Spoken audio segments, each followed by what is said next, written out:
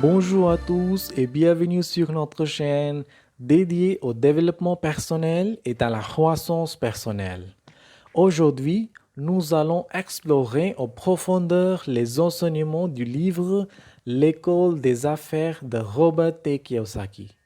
Ce livre passionnant propose des conseils essentiels pour ceux qui souhaitent se lancer dans le monde des affaires et développer leur intelligence financière.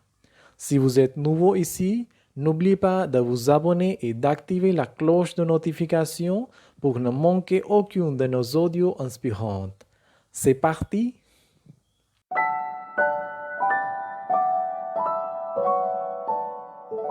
Chapitre 1.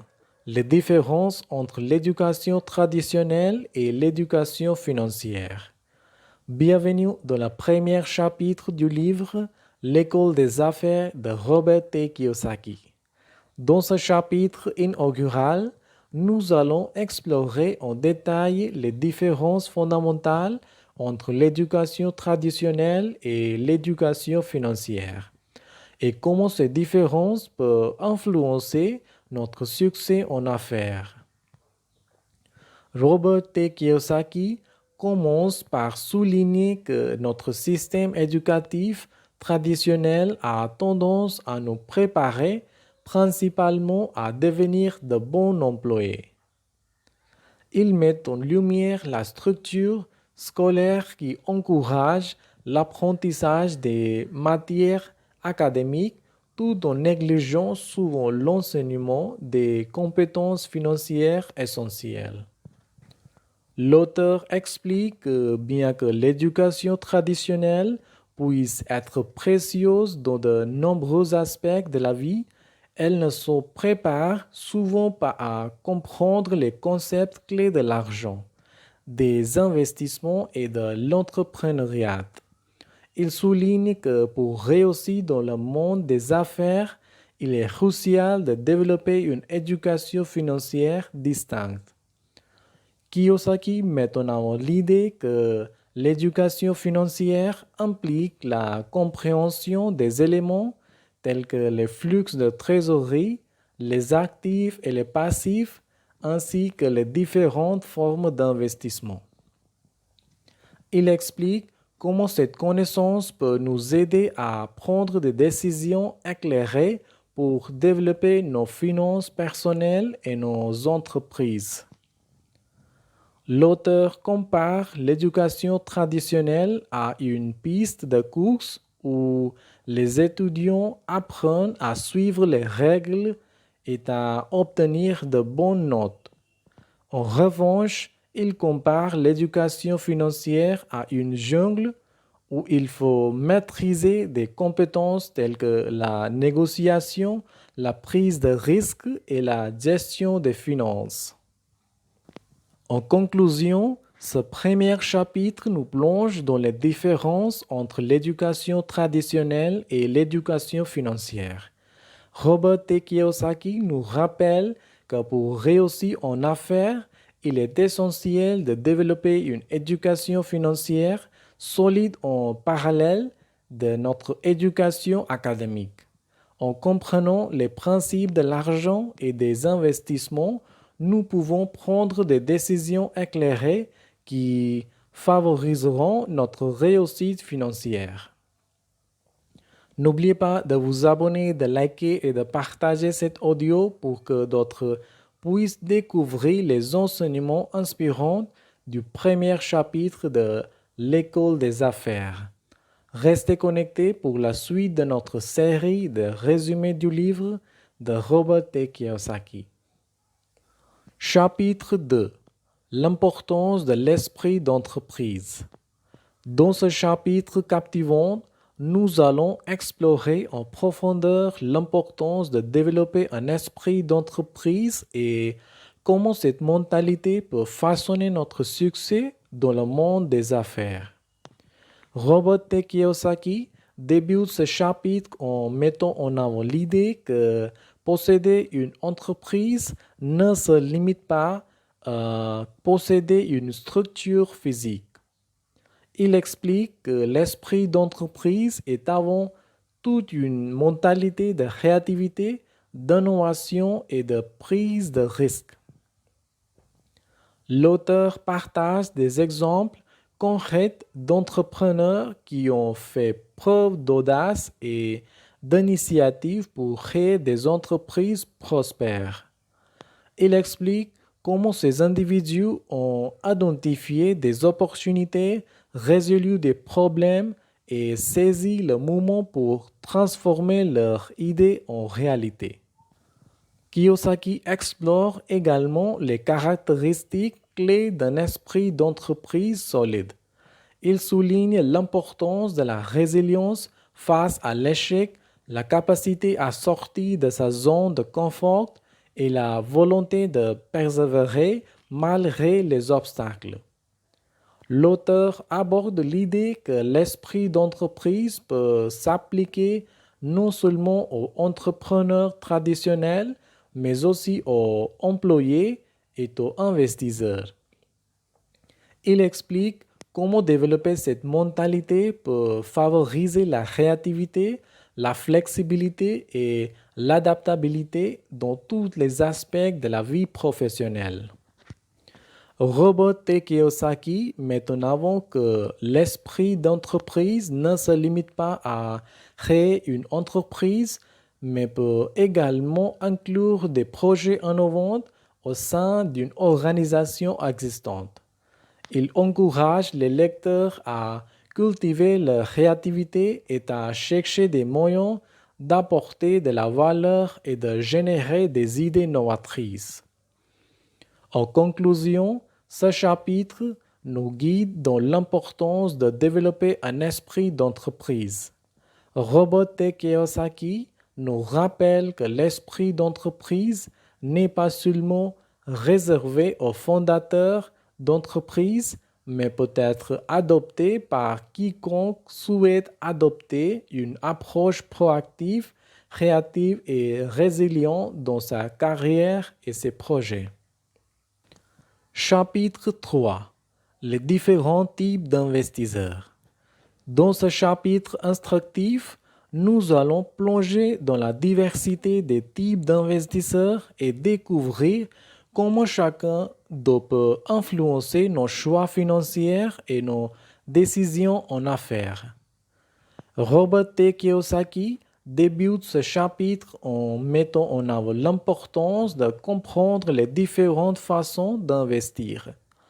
Il explique que chaque type d'investisseur a ses propres caractéristiques, objectifs et stratégies et que notre connaissance de ces distinctions peut nous aider à prendre des décisions financières éclairées. L'auteur explore le premier type d'investisseurs, les investisseurs passifs. Il décrit ces investisseurs comme ceux qui préfèrent déléguer la gestion de leurs finances à d'autres, tels que des gestionnaires de fonds. Kiyosaki souligne les avantages de cette approche, mais met également en garde contre le manque de contrôle et de compréhension des investissements. Ensuite, Kiyosaki aborde les investisseurs actifs. Il explique que ces investisseurs sont plus engagés dans la gestion de leurs investissements, cherchant activement des opportunités et prenant des décisions basées sur leur propre analyse. L'auteur met en avant les avantages d'être actif dans ces investissements, notamment la possibilité de maximiser les rendements et d'apprendre en cours de route. L'auteur explore également le concept d'investisseur sophistiqué. Il explique que ces investisseurs ont acquis une expertise avancée en matière de finance et d'investissement. Kiyosaki souligne que l'apprentissage constant est essentiel pour devenir un investisseur sophistiqué, car cela permet de prendre des décisions plus éclairées et de gérer les risques de manière plus efficace. Robert T. Kiyosaki met en avant l'importance de déterminer quel type d'investisseur nous souhaitons devenir en fonction de nos objectifs financiers, de nos compétences et de notre niveau de confort. Il encourage les lecteurs à éduquer activement et à développer leur intelligence financière pour devenir des investisseurs informés et prospérés.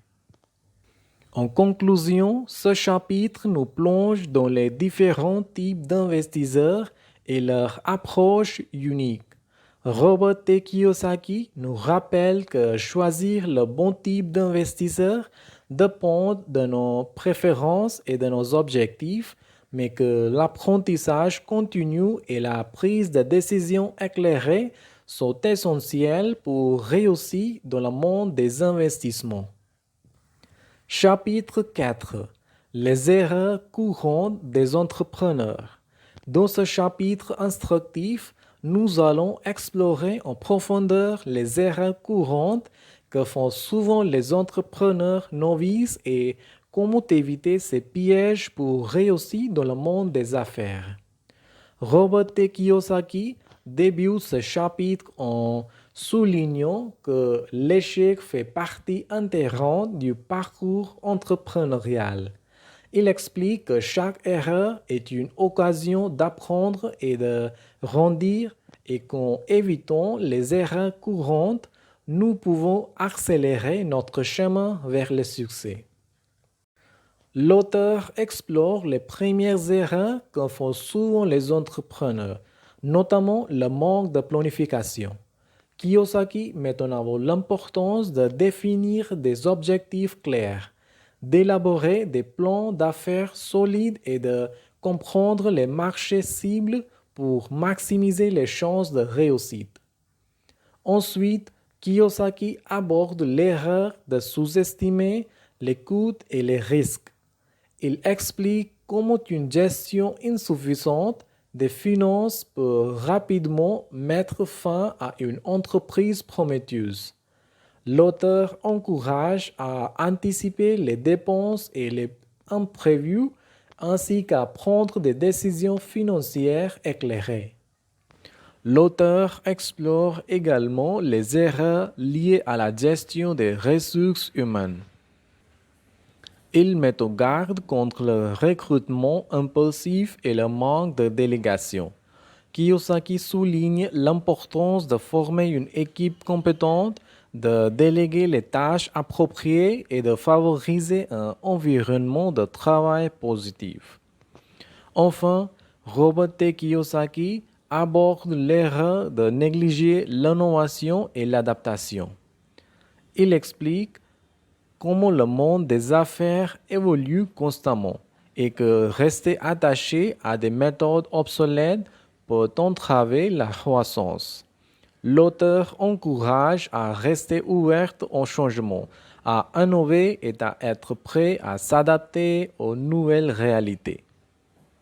En conclusion, ce chapitre nous guide dans les erreurs courantes des entrepreneurs et les leçons que nous pouvons en tirer. Robert T. Kiyosaki nous rappelle que l'échec n'est pas une fin en soi, mais une opportunité d'apprendre et de s'améliorer. En évitant les erreurs de planification, de gestion financière, de gestion des ressources humaines et d'adaptation, nous pouvons augmenter nos chances de réussite dans le monde des affaires. Chapitre 5. La gestion de la trésorerie. Dans ce chapitre instructif, nous allons explorer en profondeur la gestion de la trésorerie, l'un des aspects essentiels de toute entreprise prospère, et comment maîtriser ces aspects peut influencer la santé financière de votre entreprise. Robert T. Kiyosaki débute ce chapitre en mettant en avant l'importance vitale de la gestion de la trésorerie. Il explique que la trésorerie est le sang vital de toute entreprise et que sans une gestion adéquate, même les entreprises les plus prometteuses peuvent échouer. L'auteur explore les éléments clés de la gestion de la trésorerie, en commençant par la nécessité de surveiller attentivement les flux de trésorerie.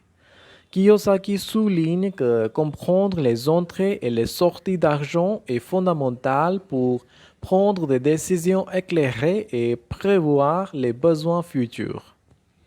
Ensuite, Kiyosaki aborde la question de la minimisation des dettes. Il explique comment s'endetter excessivement peut mettre en péril la stabilité financière d'une entreprise. L'auteur encourage à emprunter de manière stratégique et à éviter les dettes excessives qui pourraient compromettre la rentabilité à long terme. L'auteur explore également la gestion des créances clientes et des paiements de fournisseurs. Il explique comment maintenir un équilibre sain entre le recouvrement des paiements dus par les clients et le paiement des fournisseurs à temps pour contribuer à maintenir des relations commerciales positives. Robert T. Kiyosaki met en avant l'idée de garder un fonds de roulement suffisant pour faire face aux imprévus et aux périodes de faible activité. Il explique comment cela peut éviter de mettre en danger la stabilité financière de l'entreprise lors de situations difficiles. En conclusion, ce chapitre nous guide dans l'importance cruciale de la gestion de la trésorerie pour la réussite d'une entreprise. Robert T. Kiyosaki nous rappelle que maîtriser les flux de trésorerie, minimiser les dettes, gérer les paiements et maintenir un fonds de roulement adéquat sont autant de pratiques essentielles pour assurer une santé financière durable. Chapitre 6. L'art de la négociation. Dans ce chapitre passionnant, nous allons plonger dans l'art de la négociation, une compétence essentielle pour les entrepreneurs et les professionnels, et découvrir comment maîtriser cet art peut influencer notre succès en affaires. Robert T. Kiyosaki débute ce chapitre en mettant en avant l'importance cruciale de la négociation dans le monde des affaires. Il explique que la négociation est omniprésente, que ce soit dans la conclusion de contrats, la résolution de conflits ou l'établissement de partenariats. L'auteur explore les éléments clés de l'art de la négociation, en commençant par l'importance d'une communication efficace. Kiyosaki souligne l'importance de l'écoute active, de la compréhension des besoins et des motivations de l'autre partie, et de la communication claire et honnête. Ensuite, Kiyosaki aborde l'idée de rechercher des solutions gagnant-gagnant. Il explique comment les négociations qui aboutissent à des résultats bénéfiques pour toutes les parties impliquées sont plus durables et propices à des relations commerciales positives à long terme. L'auteur explore également les différentes techniques de négociation, telles que la recherche d'alternatives, la fixation d'objectifs réalistes et la préparation en amont. Kiyosaki met en avant l'importance de la préparation dans une négociation en anticipant les arguments possibles et en élaborant des contre-arguments solides. Robert T. Kiyosaki aborde également la question du compromis. Il explique comment être flexible et ouverte au compromis peut souvent conduire à des solutions mutuellement avantageuses. L'auteur encourage à ne pas voir le compromis comme une défaite, mais plutôt comme une stratégie intelligente pour parvenir à des accords. Ce chapitre nous guide dans l'art de la négociation et les compétences essentielles pour réussir dans cette discipline. Robert T. Kiyosaki nous rappelle que la négociation est une compétence qui peut être développée avec la pratique et l'apprentissage continu. En maîtrisant l'art de la communication, de la recherche de solutions gagnant-gagnant et de la préparation, nous pouvons influencer positivement nos interactions commerciales. En résumé, l'école des affaires de Robert T. Kiyosaki est un guide précieux pour ceux qui souhaitent entreprendre et développer leur intelligence financière.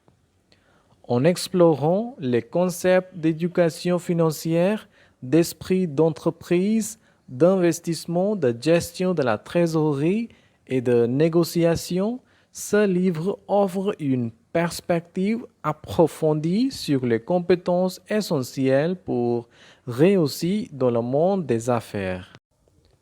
Si vous souhaitez en savoir plus, n'hésitez pas à consulter le livre lui-même pour explorer en profondeur ces stratégies qui ont résisté à l'épreuve du temps. Voilà un aperçu détaillé du livre L'école des affaires de Robert T. Kiyosaki. Si vous avez trouvé ces informations utiles, n'hésitez pas à partager cet audio avec vos amis et à laisser un commentaire ci-dessous. Assurez-vous de vous abonner à la chaîne pour ne pas manquer nos prochains audios sur le développement personnel et les résumés de livres. Merci d'avoir écouté. Au revoir.